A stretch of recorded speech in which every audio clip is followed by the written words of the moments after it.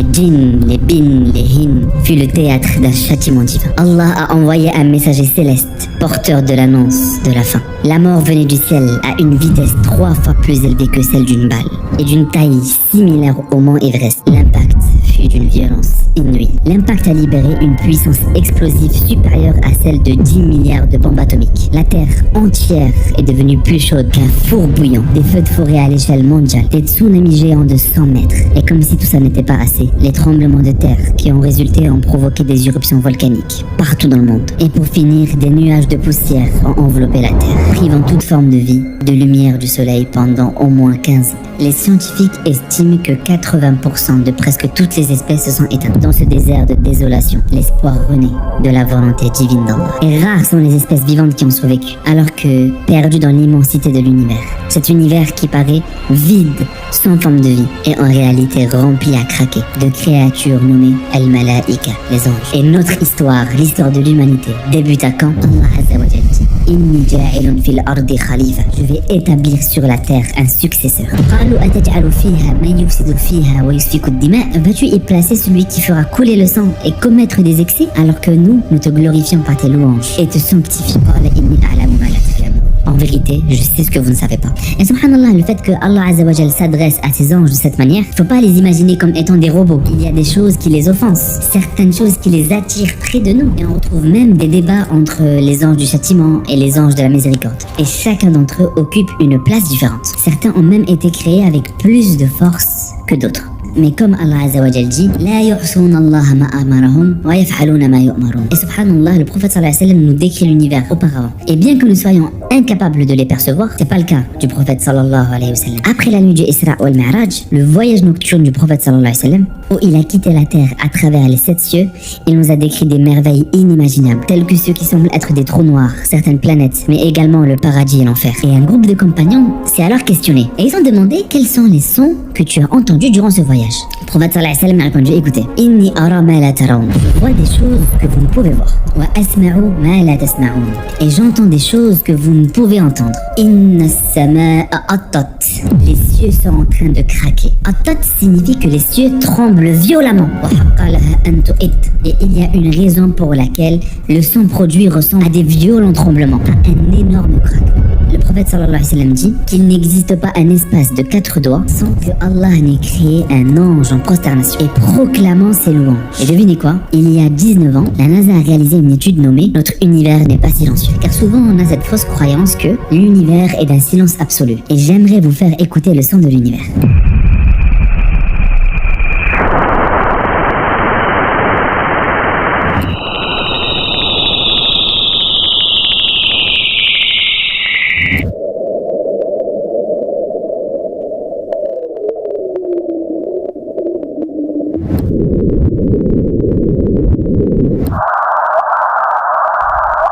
Des trous noirs. Subhanallah, c'est incroyable. Ça me choque qu'actuellement, pendant qu'on parle, il y a des sons pareils qui se produisent dans l'univers. Personnellement, je trouve ça absolument terrifiant. Mais subhanallah, inna as-samaa'a attat wa haqqa laha an tu'it. Maintenant, vous pouvez vous demander pourquoi je vous raconte tout ça. Durant le mois de Ramadan, la plupart des diables sont emprisonnés. Et pour le coup, nous expérimentons une relation unique avec les anges de Dieu. Et surtout durant ce mois. Et même si dans quelques épisodes, nous allons retrouver cette même proximité, mais avec l'histoire des prophètes, Allah Azza wa Jalla fait d'eux leurs créatures les plus pures. La yu'souna Allah ma amarahum wa yaf'aluna ma yu'marun. Ils ne désobéissent pas au commandement d'Allah et font exactement ce qu'il aurait ordonné. Et malgré ça, nous, les humains, on peut avoir un meilleur statut, être plus aimés auprès d'Allah que eux. Alors comment c'est possible? Ils désobéissent jamais à Allah Azza wa Jalla. C'est parce que nous, Allah Azza wa Jalla nous a donné la capacité de désobéir, le libre arbitre. Et malgré ça, on refuse pour l'amour d'Allah. Et quand on suit le chemin d'Allah, Allah Azza wa Jalla va les mettre même à notre disposition. Tout ça pour nous accompagner et nous assister sur certaines tâches. Et surtout durant ce mois de Ramadan, vous voulez que votre maison soit un lieu de louange, une maison où Allah Azza wa Jalla est fréquemment adoré. Et vous voulez y voir une part attribuée. Alors levez-vous la nuit et priez Allah Azza wa Jalla. Et sachez que vous n'êtes pas seul. Vous n'êtes certainement pas seul. Saïd al-Musaïb rapporte que personne n'entre en prière, même s'ils sont sur une terre désolée sans eau. Mais vous priez tout seul, sauf qu'Allah envoie un ange prier à votre droite, un ange à votre gauche, et des anges prier derrière vous. Amthal al-Jibal, des anges d'une taille similaire à celle des montagnes. Allah les envoie pour prier derrière vous. Est-ce que vous pourriez imaginer que vous rentrez en prière dans votre chambre, dans votre salon, peu importe, et vous pensez que c'est juste vous et Allah Azza wa Jalla. Et alors que vous vous mettez debout et vous dites Allahu Akbar, Allah ne vous laisse pas seul et envoie des anges de taille similaire aux montagnes pour prier derrière vous. Alors évidemment, l'élément le plus sérieux, c'est que vous êtes devant Allah Azza wa Jal. On est d'accord. Mais quand vous vous mettez debout devant Allah et pour Allah, Allah ne vous laisse pas seul. Allah envoie ses anges prier derrière vous. Parce qu'il y a quelque chose de très spécial à prier seul, en toute sincérité avec Allah Azza wa Jal. Cette chose dénote de quelque chose qui s'appelle Al-Ikhlas. C'est le terme de la sincérité. Et donc on retrouve ces deux hadiths, l'un d'eux de Saïd al-Khadri, radiyallahu anhu, qui nous dit que la prière en congrégation, la prière en jama'a, en groupe, est comme 25 fois la prière individuelle. Et puis le prophète sallallahu alayhi wa sallam a dit que la salat qui est en falah, au milieu de nulle part, juste en toute sincérité entre vous et Allah Azza wa Jalla. Personne pour vous regarder, personne pour dire Masha'Allah, lui il prie bien, un secret entre vous et Allah. Et je pense que c'est la façon la plus précise de décrire falah, vraiment au milieu de nulle part. Et comme la prière de 50 fois la récompense. C'est donc 2 fois la récompense du jama'a. Est-ce que vous vous rendez compte à quel point c'est incroyable? Et un autre hadith, franchement il est incroyable. Le prophète sallallahu alayhi wa sallam a mentionné que Ya'jubu rabbukum, votre Seigneur est satisfait d'un homme qui est berger dans les montagnes, par lui-même, tout seul. Et l'heure de prière arrive, tout seul, il fait l'adhan, il fait l'iqama, Allahu Akbar, et il fait la prière, tout seul, en toute sincérité avec Allah Azza wa Jalla. Alors Allah Azza wa Jalla appelle ses anges et il dit, regardez ce serviteur, regardez celui-là.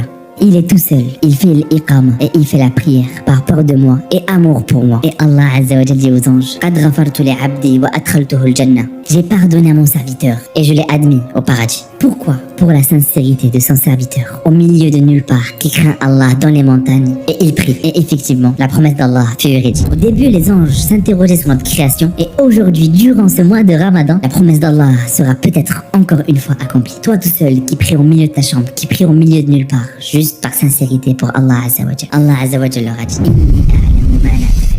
je sais ce que vous ne savez pas. Regardez mon serviteur ou ma servante qui se réveille dans le froid, dans la fatigue, en plein milieu de la nuit, pour m'adorer moi avec sincérité. Et Inch'Allah, il dira aux anges, Qad ghafartu li abdi wa adkhaltuhu al-jannah. J'ai pardonné à mon serviteur et je l'ai admis au paradis. Puisse Allah nous compter parmi eux. Alors j'espère que ce Ramadan débute de la meilleure des manières. Alhamdulillah, la plupart d'entre nous, notre plus grande difficulté, ça sera de bien discipliner son âme spirituelle et être patient jusqu'au repas du soir. Mais ce ne sera pas le cas de nos frères à Gaza.